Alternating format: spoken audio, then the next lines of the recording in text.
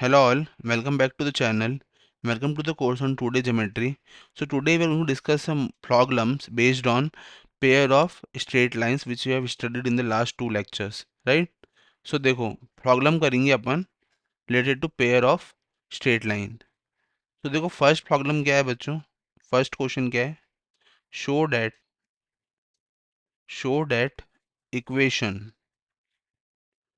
6x square plus 5xy minus 4y square plus 7x plus 13y minus 3 equal to 0 represent a pair of straight line. तो देखो अपने को अच्छे से पता है कि अगर कोई भी इक्वेशन एक पेयर ऑफ स्ट्रेट लाइन को रिप्रेजेंट कर रही है, इसका मतलब वो general equation A x square plus B Y square plus 2xy plus 2gx plus 2fy plus C equal to 0 को सेटिस्फाई कर रही है, राइट। सो देखो जनरल इक्वेशन क्या है बच्चों? Comparing comparing the given equation with general equation of second degree equation क्या है? ax square plus 2hxy plus by square plus 2gx plus 2fy plus c बराबर 0, इसके साथ कंपेयर करना है, ठीक है। इसके साथ कंपेयर करना है तो देखो a की वैल्यू है 6, b की वैल्यू है -4, h की वैल्यू है 5/2, जी की वैल्यू है 7/2, एफ की वैल्यू है 13/2 और सी की वैल्यू है -3। तो ये तो अपन ने इजीली जो है वो कंपेयर कर लिया, ठीक है। कंपेयर करने के बाद अगर ये इक्वेशन जो है वो स्ट्रेट लाइन को सेटिस्फाई करती है, मतलब रिप्रेजेंट करती है पेयर ऑफ स्ट्रेट लाइन को, अगर मैं बोलता हूँ कि इसका डिटर्मिनेंट, मतलब इसका determinant A B C plus 2 FGH minus AF² minus BG² minus CH², अगर ये ज़ीरो आता है, ठीक है, तो इसका डिटर्मिनेंट निकाल लो। डिटर्मिनेंट निकालने के लिए क्या फंडा है, अपन ने सबकी वैल्यूज फाइंड करके रखी है। जब इसको सॉल्व करेंगे बच्चों तो अपना आंसर क्या आएगा, देखो इस तरीके से 6 into -4 into -3 plus 2 into 13/2 into 7/2 into 5/2। जब इसको सिंप्लीफाई करेंगे ना बच्चों तो आएगा 288 plus 455 minus 1014 plus 196 plus 75 divided by 4, ठीक है। इसका मतलब क्या आएगा, 0/4 बराबर 0। तो इस तरीके से we can show that it represent the pair of straight line.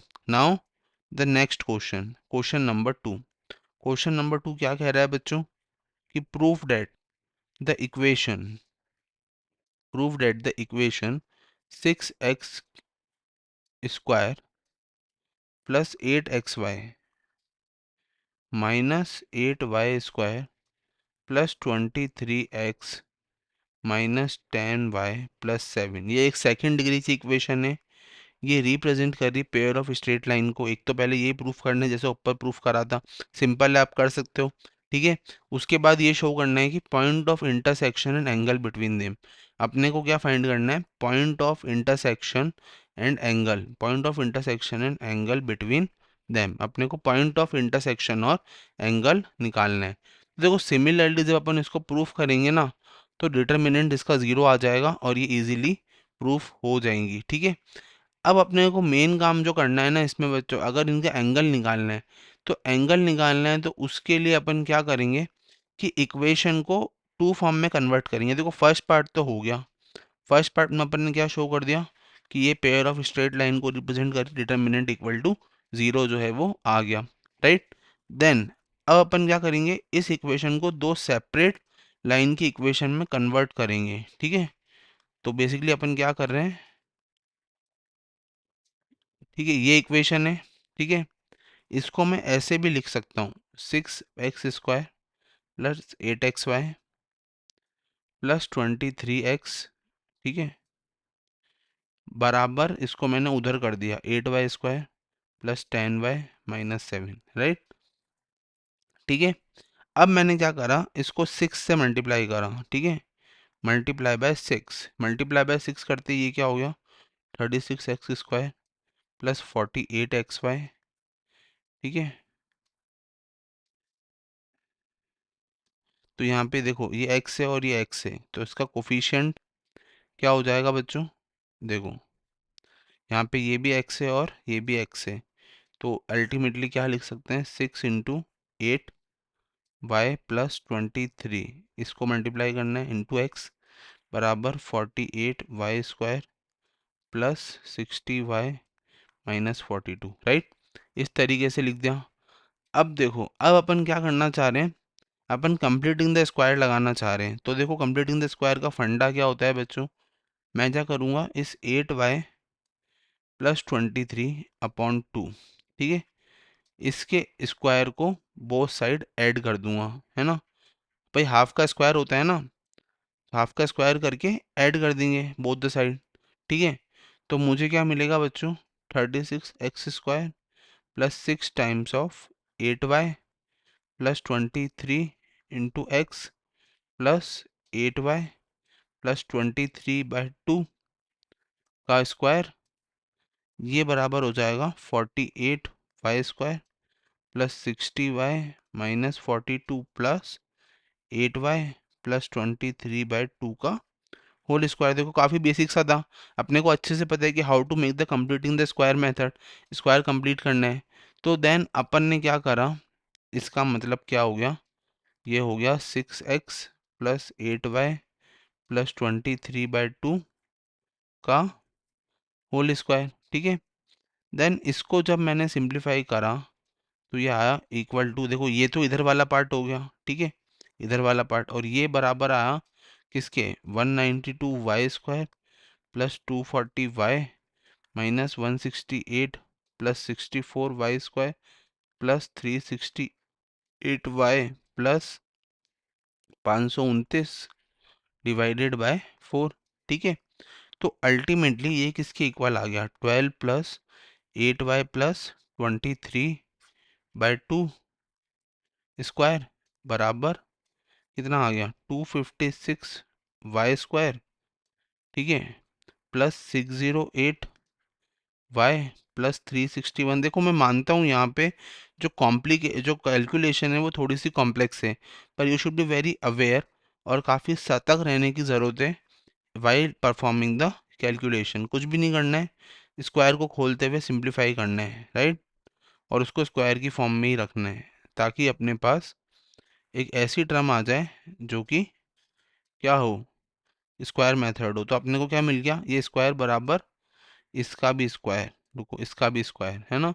तो इसका क्या मतलब हो गया कि 12x प्लस 8y प्लस 23, ये बराबर हो गया plus minus of 16x plus 19, ठीक है, सिंपल, ठीक है। अब अगर अपन इसका पॉजिटिव साइन लेके चले, ठीक है, सबसे पहले अगर पॉजिटिव साइन लेके चले तो पॉजिटिव साइन से अपने पास जो इक्वेशन आएगी बच्चों वो आएगी 3x माइनस 2y प्लस 1 बराबर 0, राइट।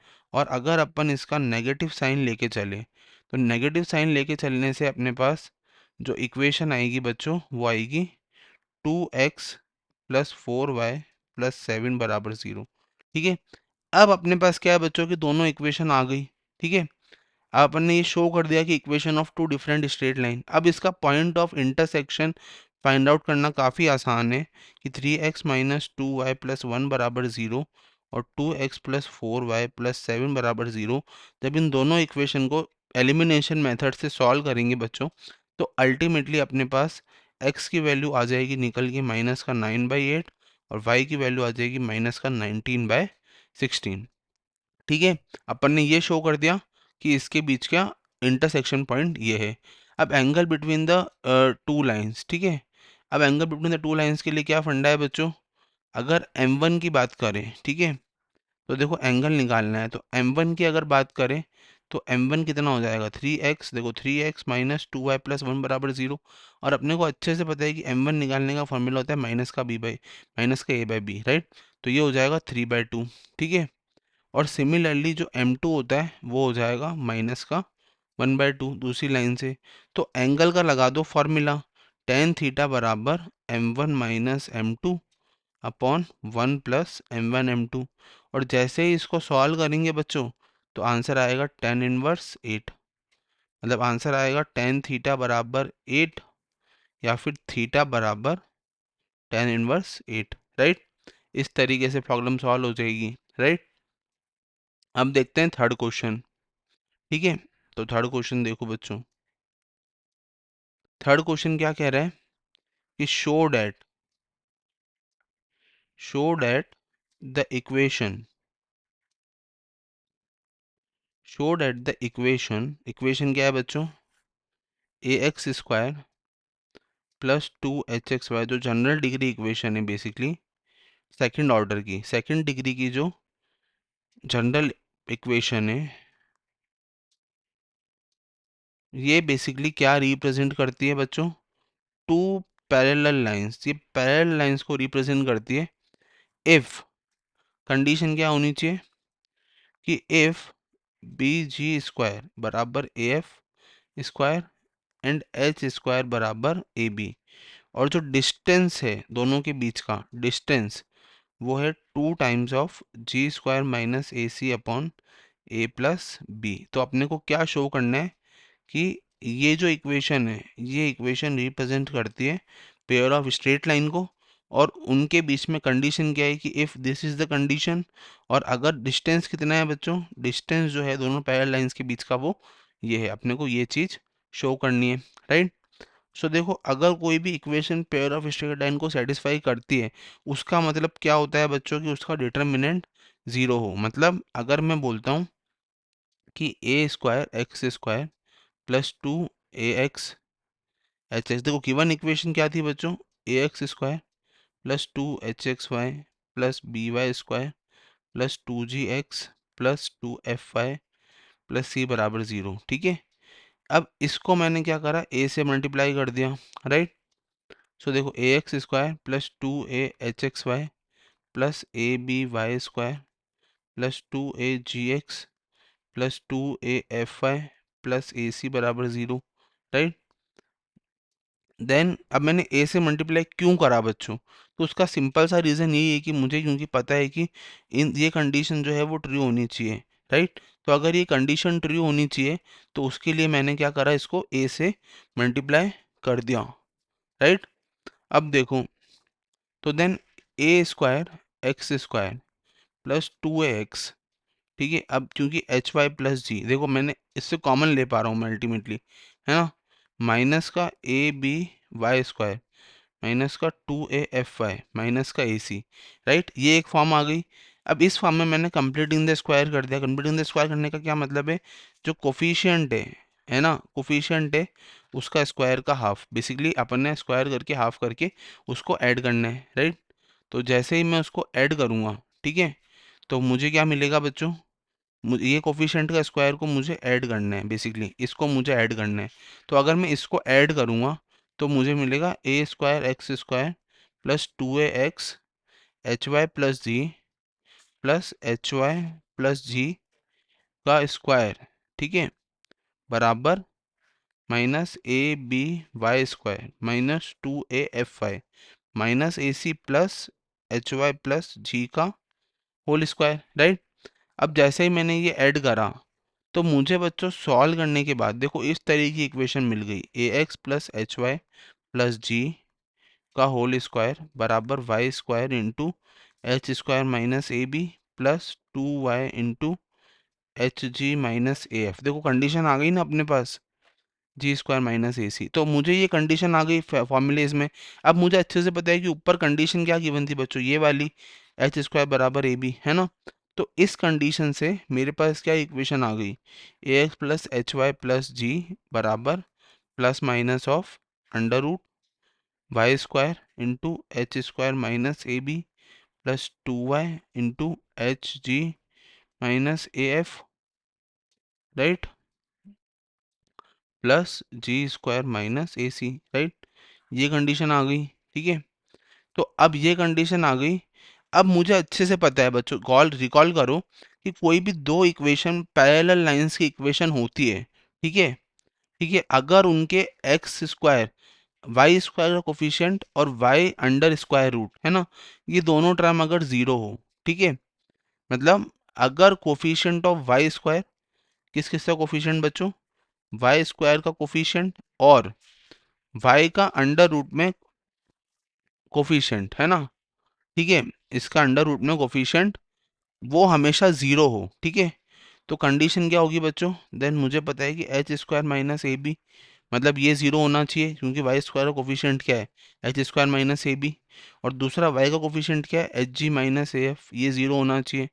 इसका मतलब क्या हो गया, एच स्क्वायर बराबर ए बी और एच जी बराबर ए एफ, ठीक है। तो साफ साफ से अगर मैं बात करूं तो एच स्क्वायर माइनस ए बी और इधर से स्क्वायर कर दो, एच स्क्वायर जी स्क्वायर बराबर ए स्क्वायर एफ स्क्वायर, राइट। और एच स्क्वायर बराबर ए बी है तो मैं लिख सकता हूँ ए से मल्टीप्लाई कर दो, ए जी बी स्क्वायर बराबर ए स्क्वायर एफ स्क्वायर, राइट। तो एच स्क्वायर बराबर ए बी है तो इसको एच बी जी स्क्वायर लिखा जा सकता है is equal to A F square, right. इस तरीके से, तो इस तरीके से ये तो प्रूफ हो गया कि लाइंस जो है वो पैरेलल है, ठीक है, लाइंस पैरेलल जो है वो प्रूफ हो गई। अगर लाइंस पैरेलल प्रूफ हो गई, अब अपने को क्या दूसरा काम क्या करना था बच्चों, अपने को ये शो करना था कि इसके बीच का डिस्टेंस इसके बराबर है, राइट। तो इसका डिस्टेंस शो करना है, तो अब देखो डिस्टेंस के लिए क्या करेंगे, तो देखो मुझे एक चीज़ तो पता पड़ गई कि लाइंस जो है वो पैरेलल है, और अगर लाइंस पैरेलल है तो वो लाइंस की इक्वेशन क्या है बच्चों, a x plus h y plus g बराबर plus minus g square minus ए सी, ये इक्वेशन की लाइन है, ठीक है, लाइन की इक्वेशन है सॉरी। तो a x plus h y plus g plus of ji square minus A c बराबर ज़ीरो, एक इक्वेशन ये हो गई, और एक इक्वेशन हो गई माइनस का जी स्क्वायर माइनस ए सी बराबर जीरो, एक इक्वेशन अपनी ये हो गई, दोनों इक्वेशन आ गई। अब अपने को ये एक चीज पता है कि अगर मैं वन और टू इन दोनों इक्वेशन पे परपेंडिकुलर डालूंगा, है ना, जीरो कामा जीरो से, मतलब जीरो कामा जीरो से अगर ये दो पैरेलल लाइन से, देखो एक ऐसे, ठीक है, अगर इन दोनों पैरेलल लाइंस के ऊपर मैं परपेंडिकुलर डालूंगा इस तरीके से जीरो कामा जीरो से, राइट। तो परपेंडिकुलर दो परपेंडिकुलर डालेंगे, ठीक है, एक इस तरह से और एक इस तरीके से, तो उसमें से P1 की इक्वेशन बच्चों, P1 देखो ये P1 है, ये P2 है, ठीक है। तो P1 की इक्वेशन क्या होगी बच्चों, g plus g square minus A C upon a square plus b h square, ये कैसे आया, अपने को फॉर्मूला पता है a x a square plus, अगर इक्वेशन है a x plus B y plus c वाली फॉर्म में, तो उसका कोफिशिएंट क्या होता है basically a square plus b square का अंडर रूट डिवाइड में, और ऊपर क्या होता है coefficient of a x H, है ना। तो इस तरीके से P1 की इक्वेशन आ गई। सिमिलरली P2 की इक्वेशन आ गई ये वाली, ठीक है, P2 की इक्वेशन आ गई, ठीक है। अगर P1 P2 की इक्वेशन आ गई तो मुझे पता है कि इन दोनों, देखो अल्टीमेटली अपने को डिस्टेंस फाइंड करना था दोनों लाइंस के बीच में, तो ये डिस्टेंस है ना, कौन सा डिस्टेंस बच्चों, ये वाला डिस्टेंस है ना। तो ये वाला डिस्टेंस फाइंड आउट करने के लिए इन दोनों के बीच का डिस्टेंस फाइंड आउट कर लेंगे P1 माइनस P2, है ना। तो इसका मतलब क्या करूँगा कि मैं ये G प्लस, देखो G plus g square minus ए सी, ठीक है, plus upon a square plus h square, इसको मैं माइनस का डिफरेंस फाइंड कर लूंगा, g minus g square minus A C upon under root of a square plus h square, right. दोनों का difference find out कर लेंगे। अब डिफरेंस फाइंड आउट करने के बाद में क्या करेंगे, इसको सिंप्लीफाई कर लो। अब क्योंकि मुझे पता है कि एच स्क्वायर बराबर ए बी है, तो ये डिस्टेंस आ जाएगा two times of ji square minus A C upon A into A plus B के बराबर, राइट। इस तरीके से ये जो है ये इक्वेशन आ जाएगी, राइट। आया समझ में, तो ये था एक और क्वेश्चन, ठीक है। अब देखते हैं नेक्स्ट क्वेश्चन, ठीक है। नेक्स्ट क्वेश्चन देखो बच्चों, नेक्स्ट क्वेश्चन क्या है, okay, question number 4, question number 4 क्या कह रहा है बच्चों कि prove that the lines joining the point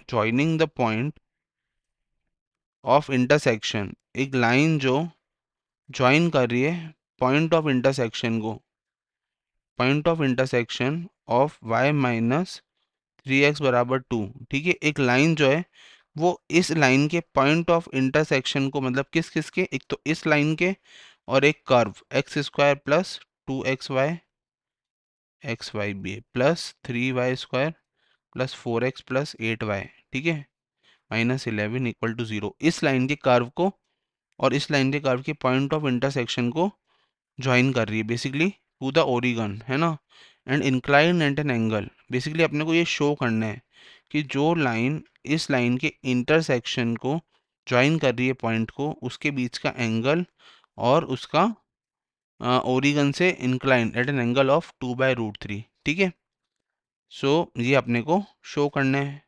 so देखो गौर से, सोल्यूशन क्या होगा, the equation of given line, the equation of given line की इक्वेशन को मैं कैसे लिख सकता हूँ बच्चों, y-3x/2 बराबर 1। ठीक है, और कर्व की इक्वेशन मेरे पास क्या है, कर्व की इक्वेशन है मेरे पास x² plus 2xy plus 3y² plus 4x plus 8y minus 11 equal to 0। Let it mark first equation, let it be the second equation. ठीक है, अब जरा गौर से देखो बच्चों, अब अगर मैं बात करूं तो equation of the line joining the Oregon of the point of the section, ठीक है, और जो इस कर्व से बनती है, ठीक है, उसका पॉइंट ऑफ इंटरसेक्शन, उस इक्वेशन ऑफ द लाइंस, ठीक है ना, मतलब उन इक्वेशन, ऐसी लाइंस की इक्वेशन जो इसके ज्वाइन करने के बाद ओरिगन से पॉइंट ऑफ इंटरसेक्शन और कर्व को ज्वाइन करके जो बनती है, ठीक है, तो उसका इक्वेशन का फॉर्मूला क्या होगा बच्चों, सिंपल, मैं क्या करूँगा, इस फर्स्ट इक्वेशन को सेकंड इक्वेशन में पुट कर दूंगा, है ना।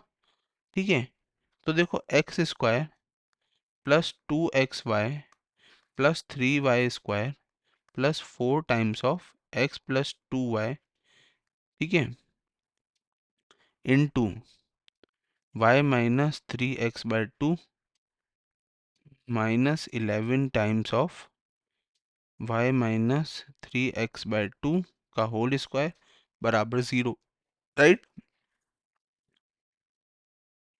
सो बेसिकली अपन ने क्या करा, इस इक्वेशन को होमोजीनियस बनाने की कोशिश करी, होमोजीनियस इक्वेशन बनाने की कोशिश करी by the help of first equation, right.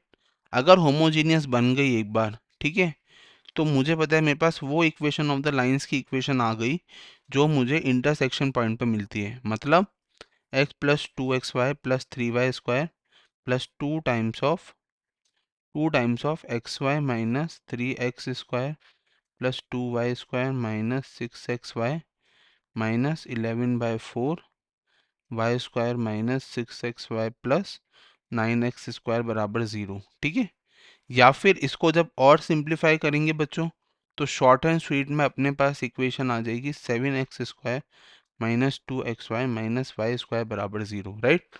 इस तरह की इक्वेशन जो है वो निकल के आ गई। अब इसको जनरल इक्वेशन से कंपेयर कर लो बच्चों, है ना, इसको जनरल इक्वेशन से कंपेयर करके बाद a की वैल्यू आ जाएगी 7, b की वैल्यू आ जाएगी -1, h की वैल्यू आ जाएगी -1। ठीक है, अब अभी अभी अपन पढ़ के आ रहे हैं ऊपर कि टेन थीटा, इसका फॉर्मूला पढ़ के नहीं आ रहे हैं, बेसिकली ये एक फंडा, ये नॉर्मल फॉर्मूला है कि जब दो स्ट्रेट लाइंस की इक्वेशन के बीच का, पेयर ऑफ स्ट्रेट लाइन के बीच का एंगल निकालना हो, तो उसका फॉर्मूला होता है 2 × h² minus AB upon a plus B, right. तो इसको लगा लो, ठीक है, 1 + 7 अपॉन 7 - 1, राइट।